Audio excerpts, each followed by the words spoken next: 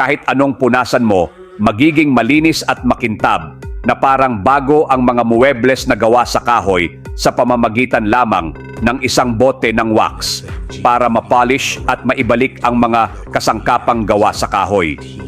Prolonged dirt on wooden furniture surfaces breaks down scratches caused by long-term use, creating a molecular film that protects wooden furniture with long-term effectiveness, helping to make wooden furniture more beautiful, shinier, and more luxurious to maintain.